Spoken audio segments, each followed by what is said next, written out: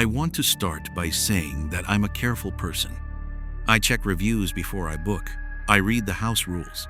I look at the host's profile photo and their response rate and how long they've been on the platform. I do everything you're supposed to do. The listing had 4.5 stars and over 200 reviews. It was a private room in a converted Victorian townhouse in East Nashville. The photos were beautiful. Exposed brick, hardwood floors, a clawfoot bathtub. The host, a man named Daniel, had a verified profile, a warm bio, and a response rate of 100%. I booked it for 3 nights. The first 2 nights were fine. Daniel lived in the unit below mine. He was polite, quiet, unobtrusive, left a welcome basket on the kitchen counter with locally sourced coffee and a handwritten note. The kind of host who makes you think the world is basically good. On the 3rd night, I couldn't sleep. It was around 2 a.m., and I was lying in bed staring at the ceiling when I noticed the mirror. It was a full-length mirror mounted on the wall directly across from the bed. I'd looked at it dozens of times over the previous 2 days. But at 2 a.m., with the room dark and only the faint amber glow of the streetlight coming through the curtains, I noticed something I hadn't noticed before. The mirror wasn't flush against the wall. There was a gap, maybe half an inch on the right side, where the frame pulled slightly away from the wall. In the dark, at that angle, I could see a faint darkness behind it that was slightly different from the wall itself. I told myself it was nothing. Old house, old walls, mirrors warp and shift over time. I told myself to go to sleep. I didn't go to sleep. At 3 a.m., I got up, crossed the room, and put my finger in the gap between the mirror and the wall. The mirror swung open. It was mounted on a hinge. Behind it was a shallow alcove cut into the wall, maybe 6 inches deep and 18 inches wide. And mounted inside that alcove, pointing directly at the bed through a small hole in the mirror's backing, was a camera. A small, black, wide-angle camera with a blinking red light. Still recording. I didn't scream. I didn't confront Daniel. I did exactly what a lawyer friend had once told me to do if I ever found myself in a situation I didn't understand. I documented everything first. I photographed the camera in place. I photographed the alcove, the hinge, the angle of the lens relative to the bed. I photographed the blinking light. Then I packed my bag, walked quietly downstairs and out the front door, got in my car, and drove to a hotel 3 miles away. I filed a police report at 4:30 a.m. By 8 a.m., 2 detectives were at the townhouse. What they found wasn't just one camera. There were 4. 1 behind the mirror, 1 inside the smoke detector above the bed, 1 built into the base of a decorative lamp on the nightstand, and 1 concealed inside the vent cover in the bathroom wall. All 4 were connected to a local hard drive in Daniel's unit below. The drive contained footage going back 19 months. Daniel was arrested that morning. He was charged with unlawful photography, invasion of privacy, and several additional charges that were added as investigators reviewed the contents of the drive. Airbnb removed the listing within hours and issued a statement. They also banned Daniel from the platform permanently. Rachel told investigators she almost didn't get up that night. She almost convinced herself it was nothing. We booked the entire property. That's the first thing I want to make clear. Not a private room, not a shared space. The entire property. A standalone 2-bedroom cottage outside Portland, listed as a private, self-contained rental. The listing was explicit. No host on site, entire home, full privacy. My wife Priya and I arrived on a Friday evening for a long weekend anniversary trip. The key was in a lockbox. The cottage was exactly as advertised. Charming, clean, quiet. We had dinner, opened a bottle of wine, and went to bed early. Saturday morning, I got up around 7 to make coffee. The kitchen was at the back of the cottage, separated from the living area by a short hallway. As I walked down that hallway, I noticed the door to the second bedroom was closed. We hadn't used the second bedroom. We'd put our bags in the master and hadn't touched anything else. I was almost certain that door had been opened the night before. I stood in the hallway for a long moment, then I knocked. Nothing. I opened the door. A man was sitting on the edge of the bed.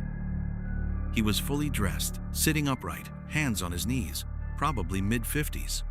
He looked at me with the expression of someone who had been waiting calmly for me to find him and said, and I am quoting this exactly, "Good morning, I'm Carl. I own the property. I hope you slept well." I went completely cold. My wife was still asleep 20 feet down the hall in the master bedroom. This man had been in the cottage, in a locked room, while we slept. I asked him what he was doing there. He said he always stayed in the second bedroom when the cottage was rented. He said it was his home and he had every right to be there. He said he'd been doing it for years and most guests never knew. He said it as though it was completely reasonable. I went and woke Priya immediately. We grabbed our bags and left without another word to him. We called the police from the car. When officers arrived, Carl was still there, still sitting on the edge of the bed. He told police the same thing he'd told me, that it was his property, that he had every right to be present, that the guests had been informed. We had not been informed. The listing had stated explicitly and repeatedly that no host would be present. Carl was cited for misrepresentation and removed from Airbnb's platform that same weekend. Further investigation revealed that he'd been doing this for over 3 years across dozens of bookings. When investigators asked him why, he said he liked meeting people. James told me that the thing that disturbed him most wasn't finding Carl in the room.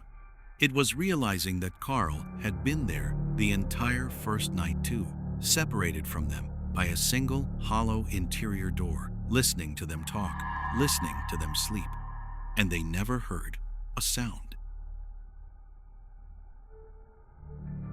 I'll say up front that I don't believe in the paranormal. I'm an engineer. My girlfriend Lena is a pharmacist. We are, by any reasonable measure, 2 of the least superstitious people you could put in a room together. We booked the Airbnb in the Garden District of New Orleans because we'd heard the architecture was extraordinary and the food was some of the best in the country. Not because of any interest in the city's reputation for the strange.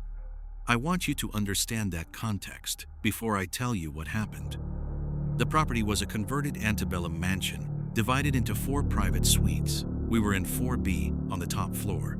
The host, a woman named Marguerite, was warm and professional. She gave us a brief tour and mentioned, almost as an afterthought, that the building had been a private residence until the 1940s and had operated as a boarding house for several decades after that. She didn't mention anything else about its history. The first night, Lena woke me at around 3 a.m. She said she'd heard a child crying somewhere in the building. I listened. I heard nothing. I told her it was probably a neighboring property, sound carrying strangely in an old building, and went back to sleep. The second night, I heard it. It was coming from inside the room, not outside the window, not through the wall from an adjacent suite, from inside our room, somewhere near the large antique wardrobe against the far wall. Soft, rhythmic, unmistakable. A small child crying quietly in the dark. I got up and opened the wardrobe. Empty. I checked behind it. Solid wall. I checked every corner of the room, the bathroom, the closet by the entrance door. Nothing. Lena was sitting up in bed watching me search. When I turned to tell her I couldn't find the source, she pointed at the wall above the wardrobe. There was a small door in the wall, no larger than 2 feet square, painted over in the same cream color as the surrounding plaster. We hadn't noticed it in daylight because it blended perfectly. There was no handle, just a faint seam and 2 small hinges painted over like everything else. I pushed on it. It opened inward.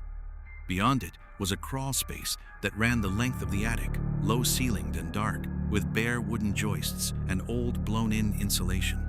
The air that came out of it was cold, in a way that felt wrong for a warm Louisiana night.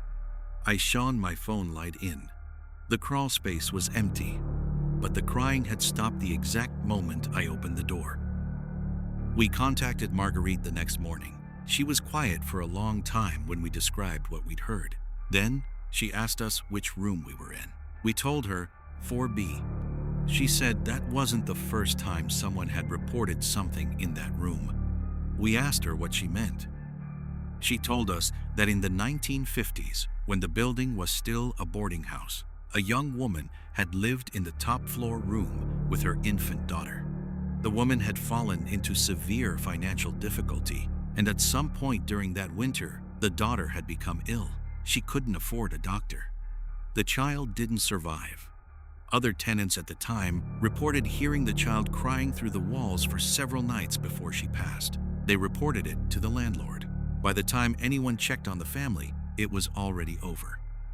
Marguerite said she'd had the room blessed twice. She said the reports were infrequent. Not every guest, not every stay. Just occasionally. Just enough that she knew it wasn't random.